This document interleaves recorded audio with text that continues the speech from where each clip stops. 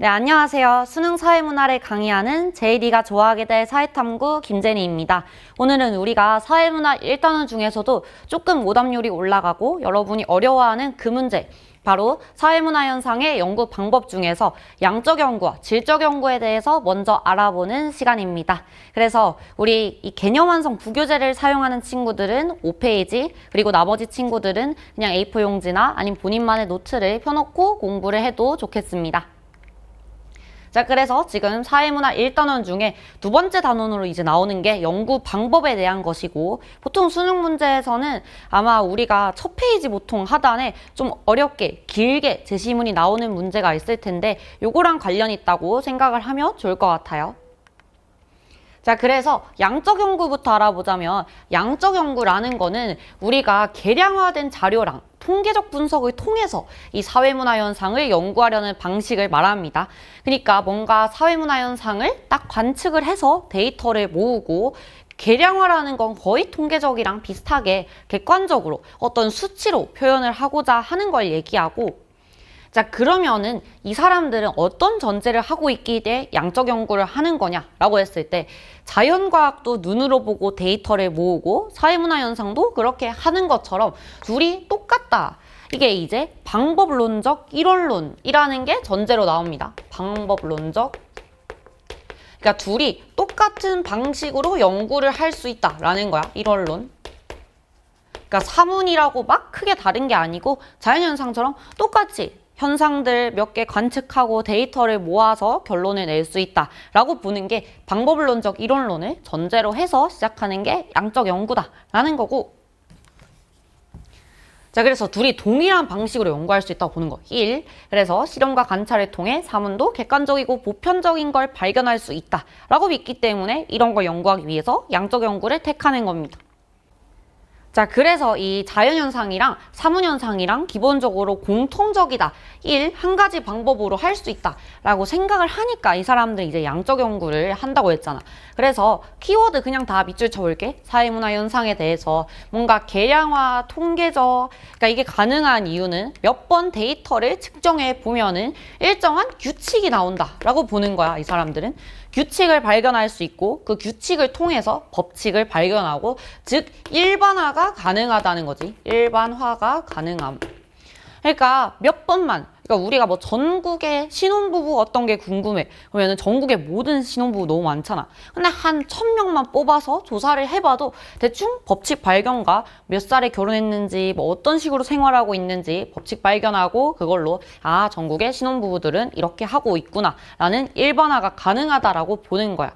그러니까 이 사람들은 지금 어떤 입장이냐면은, 그러니까 너무 이 사람들 한 명 한 명 얘기를 듣는 게 아니고 멀리 떨어져서 제3자인 거지.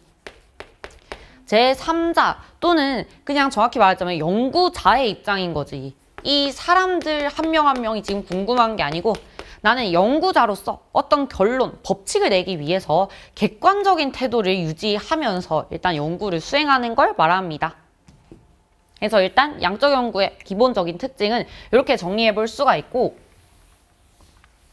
그리고 이 사람들이 양적 연구를 하는 이유는 인과관계를 분석해서 딱 법칙을 발견하고자 하는 거고, 그 다음에 사회현상을 예측하고 일반화하는 것. 즉 이번에도 이랬으니까 다음에도 이럴 거야 라는 어떤 미래 예측까지도 가능하겠지. 지금 신혼부부들을 보니까 뭐 보통 30대 초반에 결혼을 많이 했더라. 그러면은 뭐 다음 사람들도, 요 사람들도 30대 초반에 결혼할 가능성이 높겠군 이라든지 여러 가지 일반화 예측이 가능하다라는 게 이제 양적 연구의 목표인 거고. 자, 그러면 너무너무 중요한 양적 연구의 절차, 이제 여기서부터 봅시다. 우리가 양적 연구를 한다면 일단 당연히 연구 주제를 정해야 연구를 시작할 거 아니야. 그래서 연구 주제를 선정했으면은 그 많은 것들 중에 나의 법칙을 발견하고 이런 걸 검증하기 위해서 가설을 하나 설정하고 시작해야 됩니다. 가설이라는 건 이제 나만의 잠정적인 어떤 결론을 얘기하거든. 요거를 세워놔야 변인 간의 관계를 설정할 수 있기 때문에, 그리고 요걸 측정할 수 있기 때문에 가설을 세우는 거야. 자, 그래서 오늘 쌤이랑 같이 연구를 예시로 하나 해봅시다. 내가 연구 주제를 정해왔거든. 첫 번째. 연구 주제는 우리 친구가 많을수록 행복을 많이 느낄 것이다. 어때? 얘들아, 화내지 말고. 친구 없어도 괜찮아. 이게 지금 결론이란 게 아니잖아. 그러니까 이게 참이라는 게 아니다. 친구가 많을수록. 나도 친구가 없거든. 너무 슬퍼. 친구가 많을수록 행복을 많이 느낄 것이다. 이렇게 일단 세워볼게. 행복을 많이 느낄 것이다. 많이 느낄 것이다.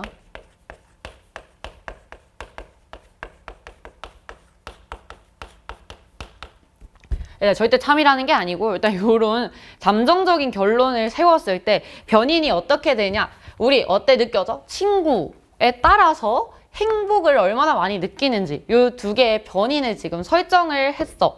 자, 그래서 변인 간의 관계에 대해서 좀 더 자세히 얘기해보자면 얘네가 비례하게 세울 수도 있잖아. 쌤은 지금 어떤 것 같아? 친구가 많을수록 행복도 많이 느낀다. 어때? 쌤 되게 비례하게 세웠지. 그런 걸 이제 정의 관계로 세울 수도 있어. 첫 번째로. 그러니까 정의 관계로 세울 수도 있고 또는 난 처음부터 결론을 반대로 할 수도 있지. 친구가 많을수록 행복을 뭐 덜 느낄 것이다. 뭐 행복을 적게 느낄 것이다. 이런 식으로. 그렇게 반비례 관계인 마이너스 음의 관계를 세워도 됩니다. 이렇게 일단 두 변인을 정하고 관계를 설정한 요 가설을 세웠다라고 얘기를 해보자. 자, 그러면 이제 연구를 시작해야겠지. 근데 우리가 지금 이걸 측정하기에는 개념들이 뭔가 너무 추상적이란 느낌이 올 거야. 친구? 어디까지가 친구인데? 뭐 이런 거. 그 다음에 행복이라는 걸 많이 느끼는지는 어떻게 측정할 거야. 이런 게 있기 때문에 여러분은 이제 개념의 조작적 정의라는 걸 하고 시작을 해야 됩니다. 그러니까 개념의 조작적 정의라는 게 뭐냐면 그러니까 우리가 지금 여기서 행복도 너무 추상적이야. 근데 가끔 요즘 물어보거든. 조작적 정의가 됐냐 안 됐냐? 무조건 요거 생각하면 돼. 내가 이 추상적인 개념이 있을 때 내가 연구자라고 생각했을 때 이게 바로 관찰이 되고 바로 측정이 되도록 구체화되었는가 이걸 생각해 봐야 돼. 왜냐면 요즘 잘 나오는 오답 사례가 행복이라는 개념에 대해서 삶에서 만족감이나 기쁨을 느끼는 상태라고 이제 정의를 했다라고 해놓고 밑줄 그어놓고 조작적 정의가 됐냐라고 물어보면은 어때? 너네가 이걸 바로 측정할 수 있을 것 같아? 지금 우리 사람마다 객관적으로 조사하는 게 목표인데 이렇게 물어보면은 다들 측정하기가 어려워. 그러니까 이거는 사전적 정의인 거지. 사전적으로 정의가 됐을 뿐이지 조작적 정의는 진짜 이런 사전적 정의가 궁금한 게 아니고 내가 이 연구를 하기 위해서 이게 실제로 행복이 아니라고 하더라도 조작을 하는 거야. 나의 측정을 위해서. 그러니까 즉 지난 한 달 동안 긍정적인 감정을 느낀 빈도를 말해보세요. 어때? 측정 가능하지? 그리고 삶에 대한 만족도를 10점 척도로 평가해 주세요. 이렇게 해야 내가 진짜 행복이란 개념은 이게 아니지만 내가 측정을 할 수 있도록 조작해서 정의를 새로 한 거잖아. 이런 식으로 조작적 정의를 해줘야 합니다. 자, 그래서 행복은 이런 식으로 해봅시다. 삶에 대한 만족도를 10점 척도로 평가해주세요. 그 다음에 친구는 뭐 그냥 카카오톡 친구수 아니면은 뭐 SNS 친구수 요렇게 좀 더 측정 가능하도록 명확히 정의를 해서 연구를 시작을 해줘야 돼. 자, 그래서 그거를 방금 우리가 개조정, 개념의 조작적 정의라고 앞글자만 따서 얘기할 수가 있고 개념의 조작적 정의. 자, 요렇게 했다라고 이제 한 다음에 이제 세부 실행 계획을 세워야 될 거야. 세부 실행 계획을 세우고 다음 시간에 배울 거지만 양적 연구의 종류로는 주로 질문지를 일단 만들 수도 있어. 질문지법. 어때? 굉장히 통계적인 느낌이 나지? 통계적으로 자료를 수집할 수가 있고 그 다음에 실험을 해도 됩니다. 실험법. 실험법, 사람들 막 장소에 모아두고 하는 거 있잖아. 실험법을 통해서도 이렇게 했더니 이런 결과 나타나네. 이렇게 양적인 뭔가 변인 간의 관계 가설 검증을 하기 좋은 방법이야. 얘네 둘이가 좀 이따가 양적이라고 따로 배울 거고 그 다음 이제 자료 분석은 우리가 이걸 한 이유가 뭐야? 양적 연구를 한 이유는 통계 분석을 하기 위해서 변인 간의 관계를 이제 자료를 잘 분석을 해주고 그 다음에 가설 검증을 하러 가야겠지. 내가 처음 세운 가설이 맞냐 안 맞냐. 일단 무조건 모든 가설은 검증을 해야 돼. 이거는 가설을 검증을 해야 연구가 진행될 거 아니야. 수용이랑 검증이랑은 다른 말이야. 일단은 가설을 검증한다는 것 자체가 내 가설이 맞는지 이제 확인을 해본다는 뜻이고 그래서 분석 결과에 따라서 내 가설이 맞았는지 틀렸는지를 결정해주면 됩니다. 즉 우리가 가설을 1번 내 말과 맞으면 수용을 할 수가 있고 두 번째 내 말과 안 맞으면 기각할 수도 있어. 근데 이게 약간 케이스가 여러 가지이기 때문에 쌤이 그래프를 이제 그려볼게. 첫 번째 사례. 이거 1번이다. 자, 1번에는 내 가설이랑 일치해서 수용할 수 있다라고 해볼게. 그러면 내가 지금 카카오톡에 친구 수를 사람들을 조사를 했고, 그 다음에 이제 행복감을 뭐 10점 만족으로 만족도를 이제 적어달라고 했을 때 내가 이런 식으로 세운 거 지금 무슨 관계야? 비례하는 정의 관계로 세웠을 때 둘 다 진짜 비례하게 실험 결과가 나왔어. 이 사람들은 친구가 많을수록 행복이 실제로 늘어난다는 결과가 나왔잖아. 어때? 내 가설과 결과가 일치하기 때문에 이 경우가 이제 수용이란 거야. 수용. 왜냐하면 내 가설과 실험 아니면 이런 측정한 결과가 일치했으니까 이때는 내 말이 맞았다 라고 수용하고 가설 검증을 끝내면 되지만 두 번째 케이스가 있죠. 가설이 기각된 거 그려볼까? 근데 기각은 케이스가 좀 따로 있기 때문에 먼저 여러분이 쉽게 생각하는 거. 친구가 많을수록 그러니까 친구가 너무 많으니까 너무 약속도 많이 해야 되고 생일 때 너무 신경 써야 되는 사람도 많고 너무 이제 친구가 많다 보니까 오히려 불행했을 수도 있잖아. 그래서 이렇게 반비례 관계가 나타난 거야. 지금 나의 가설은 친구가 많을수록 행복을 많이 느껴야 되는데 어때? 이 경우는 무조건 일단 기각해야겠지? 왜냐면은 가설과 내 결과가 불일치했으니까. 근데 이것만 기각이 아니고 세 번째 꼭 하나 더 기각해줘야 되는 종류가 더 있거든. 요거는 둘 다 똑같이 기각해줘야 되는 케이스인데 이번에는 친구에 따라서 행복에 대해서 아무 결론도 찾지 못했다라고 해볼까? 이렇게 땅땅땅땅. 어때? 이 경우 우리 말이 맞았다고 할 수 있느냐? 아니지. 왜냐면 친구에 따라서 행복이 우리의 결론은 무조건 늘어나야 되는데 그런 연구 결과를 찾지 못했다. 맞아. 이 경우가 이제 가설이랑 결과랑 아예 유의미한 상관관계를 찾지 못했다. 유의미한 관계를 찾지 못했다. 무조건 기각해줘야 돼. 이런 결과도 많이 나오거든. 유의미한 결과가 나오지 않았어요. 이때는 가설을 그냥 기각을 해줘야 됩니다. 그래서 일단 가설을 기각해야 되는 경우 두 가지고, 그러니까 우리가 뭘 다 봐야 되는데 이게 어떤 거는 맞고 어떤 건 안 맞을 때 무조건 기각해줘야 된다. 이런 케이스도 어려운 문제에서 많이 나옵니다. 그래서 이렇게 두 가지 알아주면 되고, 그러니까 꼭 이제 인과관계가 뭐 유의미한 상관관계가 나왔다라고 해서 무조건 수용은 아니라는 거야. 그 다음에 유의미한 결과가 안 나왔어도 기각을 해줘야 된다라는 거고, 기각은 두 가지 케이스. 그래서 이걸 통해서 이제 결론을 도출하고 일반화를 하면 된다. 그래서 여기 한 번 더 정리해 놨거든. 우리 본교재에는 가설은 이렇게 기각 수용할 수 있는데 예측과 방향과 일치하면 수용해주면 돼. 근데 이제 예측과 다르거나, 그러니까 불일치하게, 완전 불일치하게 나왔거나 의미가 있긴 하지만 그다음 유의미한 인과관계가 나타나지 않았어도 가설을 기각해야 된다. 이렇게 정리해 줄 수가 있습니다. 자, 그럼 이 양적 연구를 했을 때 장점은 뭔가요? 지금까지 다 봤던 키워드들이지. 객관적으로 연구하고 일반화된 법칙 찾을 수 있고, 그치만 뭐 객관적, 일반화, 뭐 법칙 다 키워드고, 근데 이제 단점이 뭐야? 계량하기 어려운 심리적인 부분들 있잖아. 사람 한 명 한 명에. 이런 건 이제 곤란하다라는 거지. 그러니까 이거를 피상적이란 키워드가 굉장히 중요하거든. 피상적인 연구에 그칠 수 있다라는 단점이 있습니다. 그러니까 피상적이라는 거는 약간 겉으로 드러난 표면만 본다 이런 느낌이거든. 겉으로 드러난. 그러니까 너무 겉으로 드러난 연구 결과에만 초점을 둔다. 표면에만 초점을 둔다. 그러니까 방금 우리가 연구를 했을 때 예를 들어서 1번이 나왔다고 해보자. 친구가 많았을 때 행복을 많이 느꼈어. 근데 겉으로 드러난 그 현상만 보고 연구가 끝이잖아. 왜 그런지는 이해를 하지 못해. 표면만 우리가 초점을 두고 연구를 한 거니까. 즉, 그래서 조금 있다가 나오는 질적 연구를 하는 사람들은 양적 연구한테 어떤 얘기를 할 수 있냐.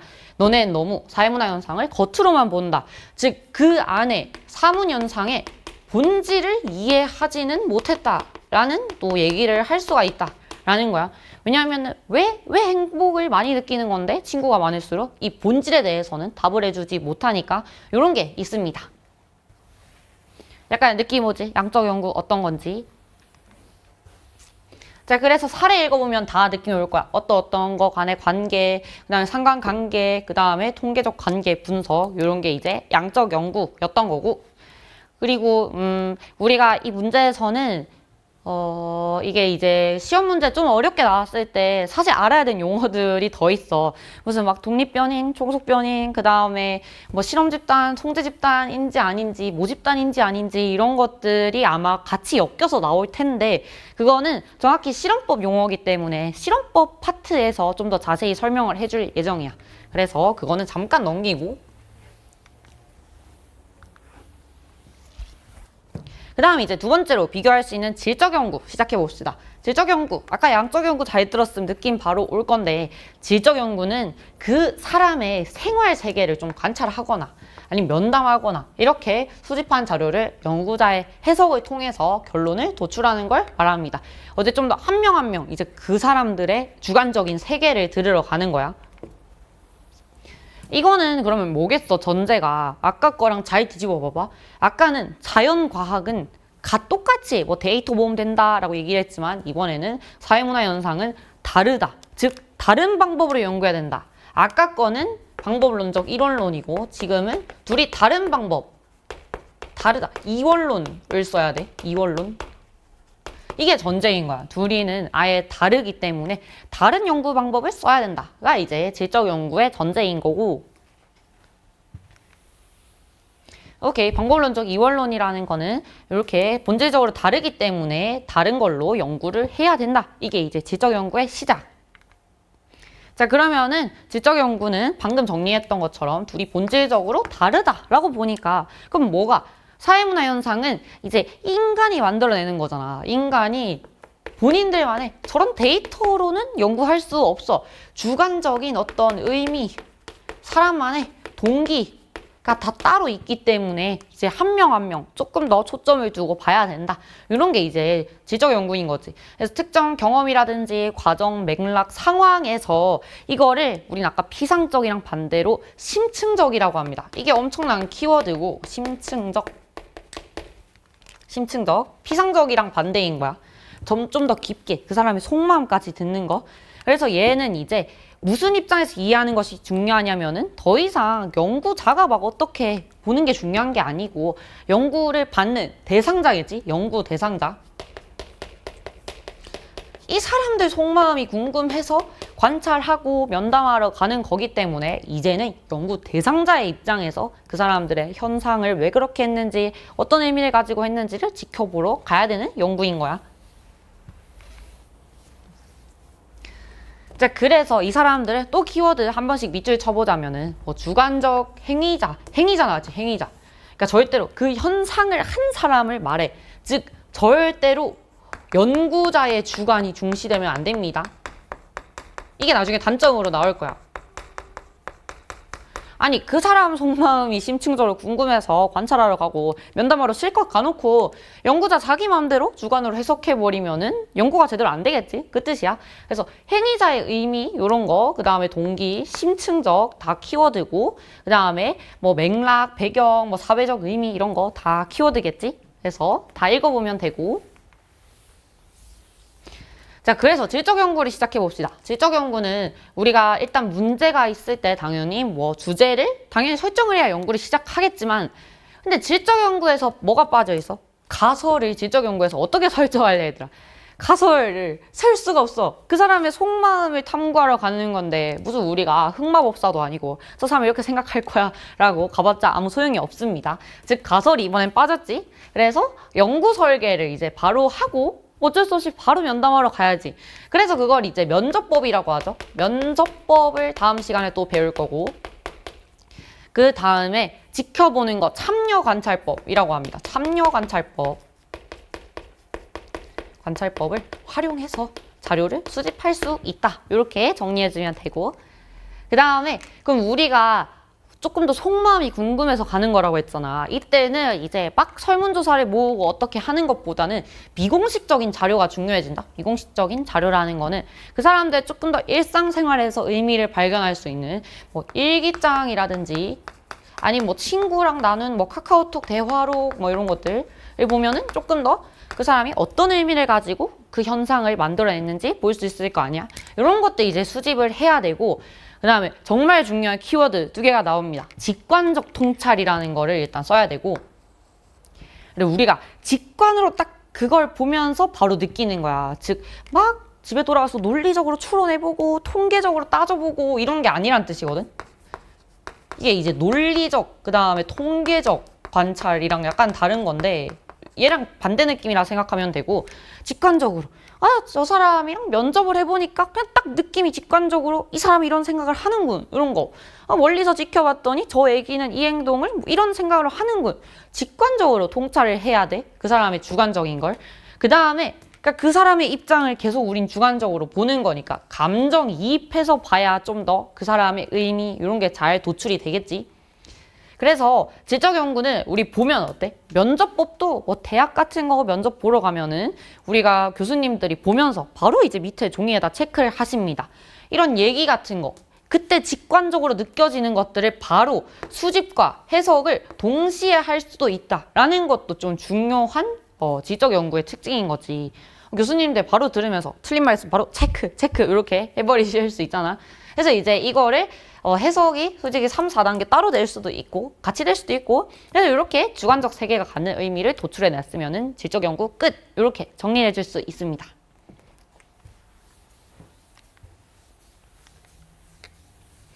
직관적 통찰이라는 거는 조금 더 논리적인 게 아니고 직관에 기반해서 딱 보려는 거. 내 감정이입은 그 사람의 감정, 행동 이런 걸 조금 더 몰입해서 보는 거라고 생각하면 될 것 같아.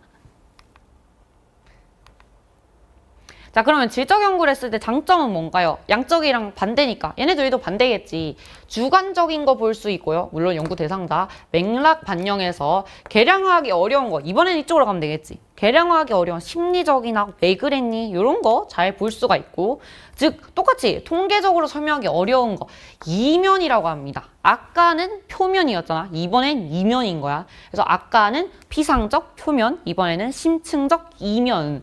그래서 그 현상을 왜 했니? 이런 것들 이면에 담긴 거 본질까지 의미를 심층적으로 이해 가능하고, 근데 이제 아까 얘기했던 거 연구자의 주관이 이젠 들어가면 안 되거든. 질적 연구는 아까도 계속 구분하라고 했잖아.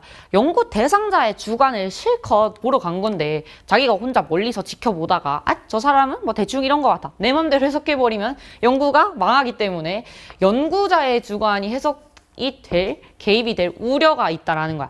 그러니까 연구자의 주관이 들어가면 안 되는데, 그러니까 똑같이 객관적으로 사문 현상은 모든 사문 연구 자체는 객관적으로 해야 되거든. 근데 이제 이 연구자의 주관이 개입될 우려가 있다. 그러니까 문제점인 거겠지. 들어가면 안 되는 건데 들어갈 우려가 크다는 거고. 그러니까 이게 우리가 아까 봤던 것처럼 똑같아. 솔직하게 수집이랑 해석을 동시에 하다 보니까 어쩔 수 없는 거지.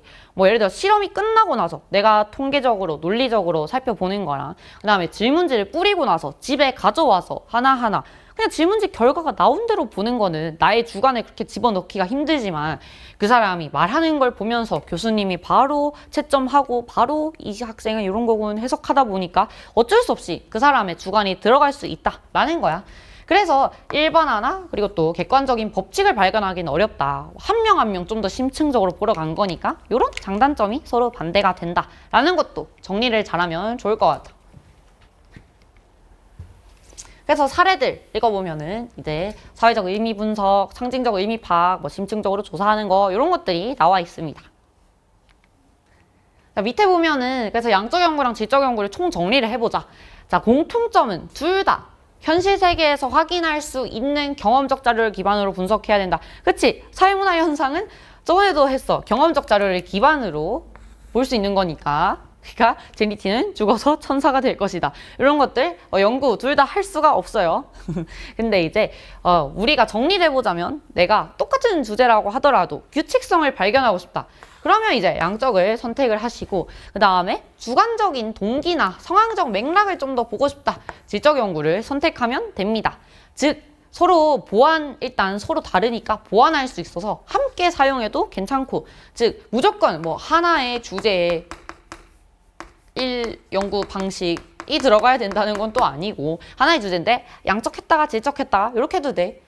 그래서 이런 것처럼 연구 주제가 연구 방법을 꼭 결정하는 건 아니고 본인의 규칙성을 볼지 아니면은 상황 맥락을 좀 더 이해할지 연구 목적에 따라서 두 개 중에 잘 선택해주면 된다라는 것까지 알아두면 될 것 같아. 자, 그럼 여기서 진짜 마지막으로 우리가 뭔가 질적 연구하면서 계속 주관적 세계, 주관적 의미 이런 걸 얘기하다 보니까 상징적 상호작용론자가 뭐 약간 질적 연구랑 연관 있어 보이는데요? 라고 질문을 할 수가 있는데 선호하는 경향은 당연히 있겠지. 둘 다 이제 주관적인 걸 보려고 하는 거니까. 근데 얘는 그냥 관점이고 얘는 연구 방식이야. 둘이 같은 문제에서 나오지도 않고 둘이 굳이 연관 지어서 안 물어봅니다. 그러니까 질적 연구를 항상 사용해야 된다거나 아예 다른 단원이야. 그냥 이 둘이 그냥 다른 파트인 거고 기능론자나 갈등론자가 질적 연구를 할 수도 있어. 둘이 다른 단원이고 물어보는 것 자체가 달라요. 관점, 연구 방식. 그렇기 때문에 그냥 그렇다는 거지. 너무 스트레스 받으면서 억지로 연결해서 공부를 안 해도 될 것 같아. 자, 그래서 오늘 여기까지 양적 연구, 질적 연구를 해보았고 아마 여기만으로 단독 문제, 연구 방식에 대한 단독 문제를 풀기엔 어려움이 있을 거야. 그건 이제 다음 시간에 쌤이 업로드하는 연구 자료 수집 방법 중에 실험법 용어를 좀 더 보면은 잘 정리가 될 것 같아서 거기 좀 더 보고 문제를 풀면 좋을 것 같습니다. 자, 그러면 오늘도 여기까지 하고 쌤은 다음 시간에 또 다른 파트로 설명 영상 가져오도록 할게요. 모두 안녕.